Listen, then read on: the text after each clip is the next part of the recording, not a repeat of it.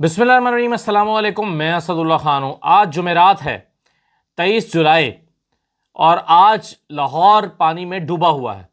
جو ویڈیوز آ رہی ہیں لاہور سے، اطراف سے، دوسرے شہروں سے، وہاں پر صاف اندازہ ہوتا ہے کہ جو مینجمنٹ ہے وہاں پر مانسون کے لیے وہ پور تھی۔ اگرچہ حکومت کی طرف سے یہ دعویٰ کیا جا رہا ہے کہ نہیں دیکھیں جی ہم نے چند گھنٹوں میں فلاں سڑک خالی کرا لی، فلاں انڈر پاس سے پانی نکال دیا، لیکن جو پی ایم ایل این کے مخالفین ہیں وہ یہ دعویٰ ماننے کے لیے تیار نہیں ہیں۔ مثلا نظیم افضل چند صاحب نے کہا کہ نون لیگ کی نااہلی اور کرپشن نے صوبے کو ڈبو دیا ہے۔ نون لیگ کی نااہلی اور کرپشن نے صوبے کو ڈبو دیا ہے۔ پنجاب کی حالت چیخ چیخ کر بتا رہی ہے کہ ستھرا پنجاب صرف ایک نعرہ تھا، حقیقت کچھ اور ہے۔ ستھرا پنجاب پر کے دعووں پر سوال اٹھ رہے ہیں کہ یہ جو فلیگ شپ پروجیکٹ ہے مریم نواز کا، ستھرا پنجاب کا، یہ بس دیکھنے کی حد تک ہے، یہ کھوکھلا ہے، اس کے اندر جان نہیں ہے۔ یہی وجہ ہے کہ 2 بارشیں ہوئی ہیں تو جگہ جگہ پانی کھڑا ہو گیا ہے، یہاں تک کہ لاہور کے جو پوش ایریاز ہیں وہاں پر بھی پانی کھڑا ہے۔ تو یہ جو نون لیگ کا دعویٰ ہے، مریم نواز کا دعویٰ ہے، اسے ان کے مخالفین جھوٹا ثابت کرنے کے لیے بہت سی ویڈیوز بھی لگا رہے ہیں اور کرپشن کے الزامات بھی عائد کر رہے ہیں۔ ویسے کرپشن پر بڑی دلچسپ بات ہے کہ پیپلز پارٹی والے نون لیگ کو کرپٹ کہتے ہیں اور نون لیگ والے پیپلز پارٹی کو کرپٹ کہہ رہے ہیں۔ مثلا رانا ثناء اللہ صاحب جو ہیں انہوں نے بڑی مزے کی بات کی۔ انہوں نے کہا کہ نون لیگ کا ذکر کریں تو مارکہ حق ذہن میں آتا ہے، لیکن یہ جو آج کل تقریریں کرتے پھر رہے ہیں، یعنی بلاول کا وہ کہہ رہے ہیں، اگر ان کا ذکر کریں تو فوراً کرپشن ذہن میں آتی ہے۔ وہ کہتے ہیں کہ نون لیگ کا ذکر کریں تو مارکہ حق ذہن میں آتا ہے، اور تقریریں کرنے والے جو ہیں ان کا اگر ذکر ہو تو کرپشن ذہن میں آتی ہے۔ اور پھر جو مزید انہوں نے بات کی، انہوں نے کہا کہ جہاں پہ ان کو اقتدار لوگوں نے دیا ہوا ہے وہاں انہوں نے کرپشن کی انتہا کی ہوئی ہے۔ سارا پیسہ پچھلے 15 سال میں 2.5-3 ہزار ارب جو انہیں ملا ہے وہ سارا انہوں نے دبئی پہنچایا ہوا ہے۔ یہ رانا ثناء اللہ کہہ رہے ہیں، کوئی عام آدمی نہیں کہہ رہا۔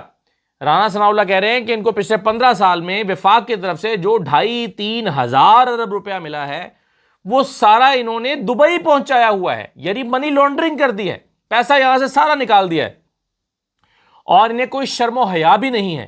کرپشن بتا کے کرتے ہیں اور اس پر فخر کرتے ہیں۔ یہ رانا ثناء اللہ کہہ رہے ہیں۔ رانا ثناء اللہ کہتے ہیں کہ ان کو شرم بھی نہیں آتی، یہ فخر سے کرپشن کرتے ہیں اور بتا کے کرتے ہیں اور چھپاتے بھی نہیں ہیں۔ یعنی شاید وہ یہ کہنا چاہ رہے ہیں کہ بھائی نون لیگ کی طرح چھپا کے کیا کرو، بتا کے تو نہ کیا کرو۔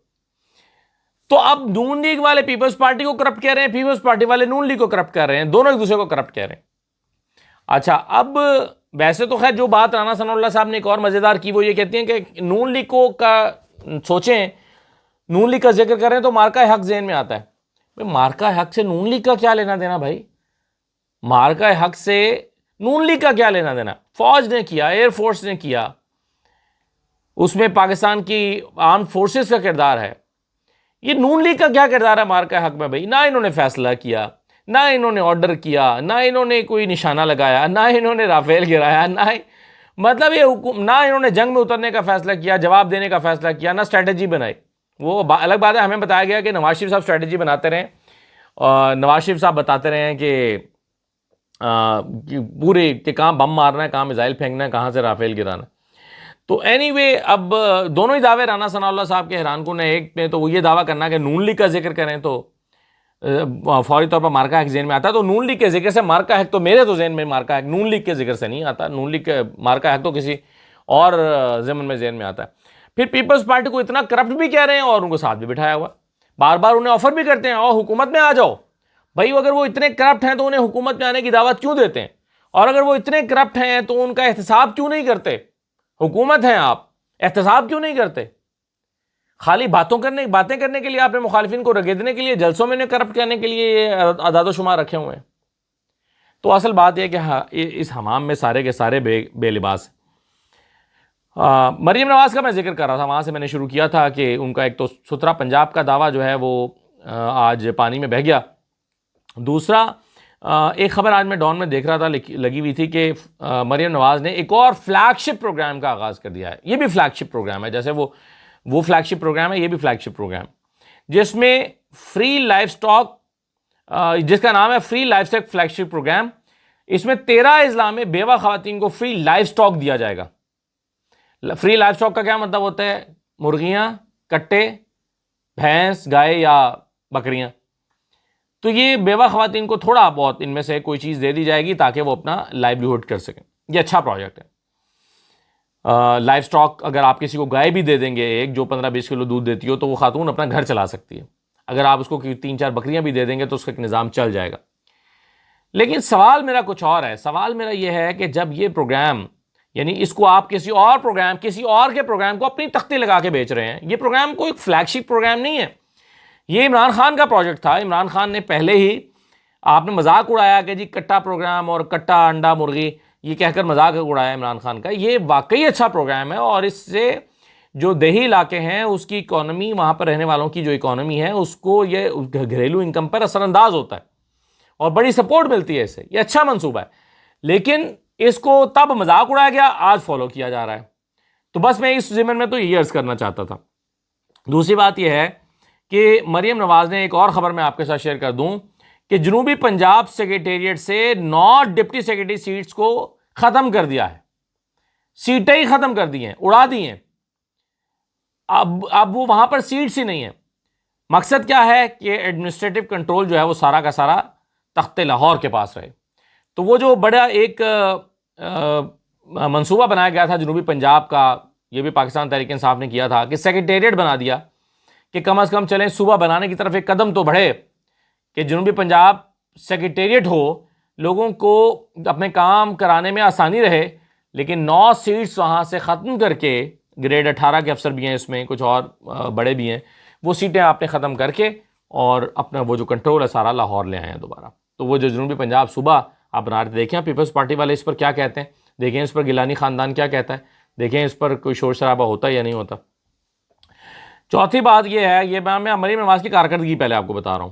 ایک اور خبر آج میری نظر سے گزری اخبار میں کہ قلعہ روہتاس میں بحالی کے کام پر یونیسکو کی ٹیم نے اعتراض اٹھایا ہے کہ 2 نمبری ہو رہی ہے.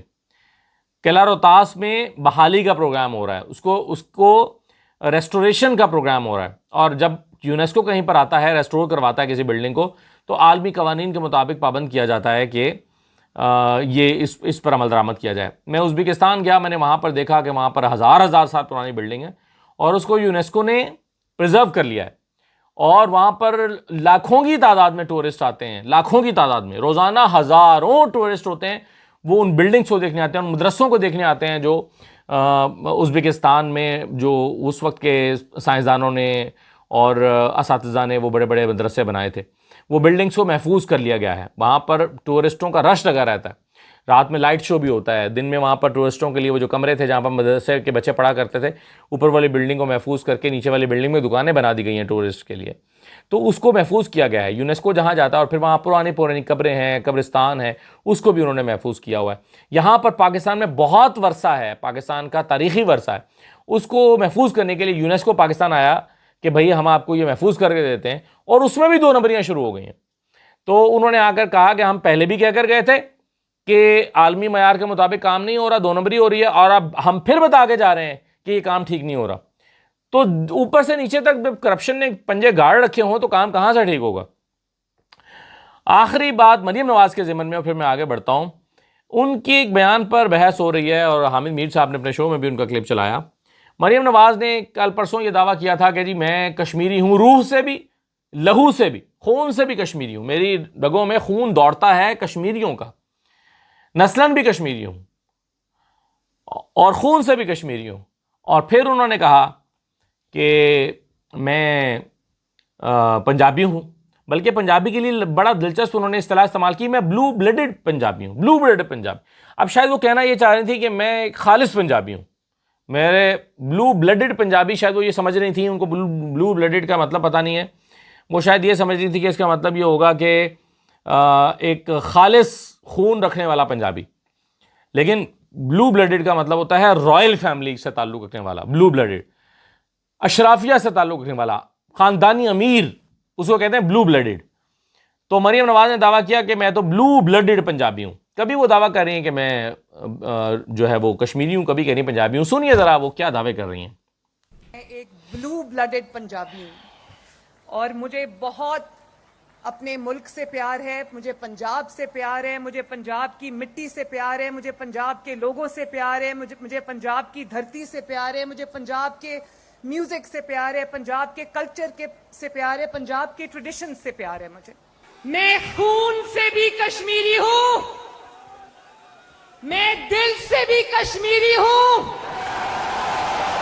میں دماغ سے بھی کشمیری ہوں، میں نسلوں سے بھی کشمیری ہوں، اور میں روح سے بھی کشمیری ہوں۔ تو یہ مریم نواز اب پتہ نہیں کشمیری ہیں، پنجابی ہیں، شاید انہیں خود معلوم نہیں ہے، شاید کوئی کنفیوژن ہے۔ دیکھیں ہر ایک کو اپنے بیک گراؤنڈ کے بارے میں پتہ ہوتا ہے۔ میں ساری عمر لاہور میں رہا ہوں، لیکن میں نے کبھی دعویٰ نہیں کیا کہ میں لاہوری ہوں۔ اس کی وجہ یہ کہ مجھے پتہ ہے کہ میرے والدین، میرے والد جو ہیں وہ ان کے آباء و اجداد یہاں کابل سے کوئی 300 سال پہلے انڈیا چلے گئے تھے، پھر کئی نسلیں انڈیا میں رہیں اور پھر وہاں سے مائیگریٹ کر کے یہاں پر آ گئے، یہاں لاہور آ گئے۔ تو میں کہتا ہوں کہ میں پلا بڑا تو لاہور میں ہوں، لیکن میں ایز سچ لاہوری نہیں ہوں، کیونکہ مجھے لاہور میں میرے والد صاحب تو ہجرت کر کے آئے تھے، میں تو لاہور میں پیدا ہوا ہوں بس۔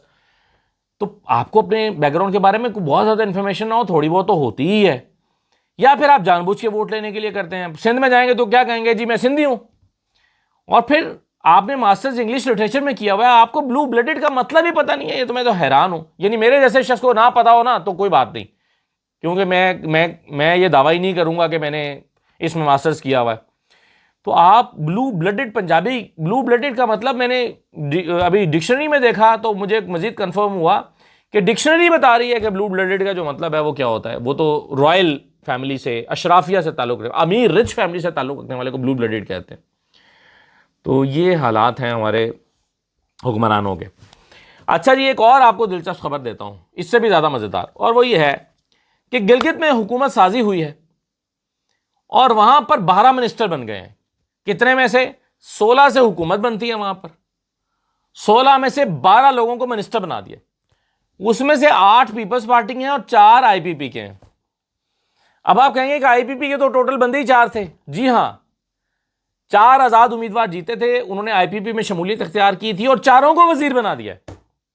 لوٹو، باپ کا مال ہے، کیا فرق پڑتا ہے؟ 4 کو گاڑیاں دو، 4 کو پروٹوکول دو، 4 کو سٹاف دو، 4 کو دفتر دو۔ 4 منسٹر آئی پی پی کے استحکام پاکستان پارٹی کے 4 آزاد امیدوار پارٹی میں شامل ہوئے، پیپلز پارٹی میں شامل کرایا گیا، 4 کو وزیر بنا دیا، اور 8 پیپلز پارٹی نے اپنے وزیر بنا لیے ہیں۔ کتنے میں سے؟ میں خیال 9-10 سیٹیں ہیں پیپلز پارٹی کی، اس میں سے 8 تو ایک وزیر اعلیٰ بن گیا، 8 وزیر بن گئے، ایک آدھی شاید پیچھے رہ گیا اور شاید وہ بھی نہ رہا ہو، بھائی سب کو لگا دیا، چلو جی سارے وزیر ہو۔ تو اس ملک کو اس بے دردی کے ساتھ لوٹا جا رہا ہے۔ کہاں گئی آسٹیرٹی؟ بڑے آپ کہتے ہیں جی آسٹیرٹی میجرز لینے، کہاں ہے آسٹیرٹی؟ کہاں ہے قوم کا درد؟ تو جو لوگ جا کر ووٹ مانگ رہے ہیں نا کشمیر میں، لوگ ان سے پوچھیں کہ بھائی ہمارے پیسوں کا اتنا بے دردی سے جو استعمال کر رہے ہو، یہاں پہ بھی تم لوگ یہی کرو گے؟ یہ کم از کم ان سے سوال ضرور لوگوں کو کرنا چاہیے۔ معیشت کا ہمارا حال یہ ہے، عدنان عادل صاحب نے ٹویٹ کی ہوئی تھی کہ پاکستان کو اگلے 3 سال تک ہر سال پرانے قرض اتارنے کے لیے 19 ارب ڈالر درکار ہیں۔ تجارتی خسارہ اس کے سوا ہے، یعنی ہر سال کم سے کم 25 ارب ڈالر مزید بیرونی قرضہ لینا پڑے گا۔ ہر سال آپ کو 25 ارب ڈالر چاہیے پرانا قرضہ چکانے کے لیے۔ اور پہلے ہم نے سعودی عرب سے قرضہ لیا، ہم نے چین سے بھی قرضہ لیا، ہم نے آئی ایم ایف سے بھی قرضہ لیا، ہم نے ورلڈ بینک سے بھی قرضہ لیا، ہم نے ایشین ڈیولپمنٹ بینک سے بھی قرضہ لیا، ہم نے لوکل بینکوں سے بھی قرضے لے رکھے، اور اب ہم امریکہ سے بھی قرضہ مانگ رہے ہیں۔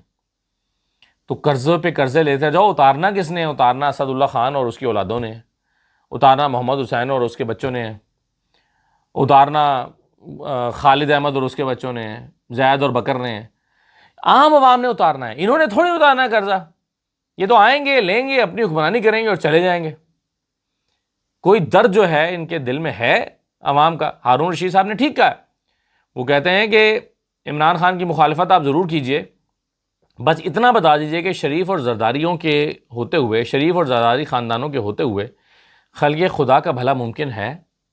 یہ ہارون رشید صاحب نے لکھا ہے کیا خلق خدا کا بھلا ممکن ہے ان کے ہوتے ہوئے؟ وہ کہتے ہیں کہ کیا جو غربت ہے اس کا خاتمہ ممکن ہے؟ کیا حصول انصاف ممکن ہے؟ کیا مفلسوں اور محتاجوں کی نجات ممکن ہے؟ اگر ممکن ہوتی تو بھائی ان خاندانوں کے ہوتے ہوئے ہو چکا ہوتا نا یہ سب.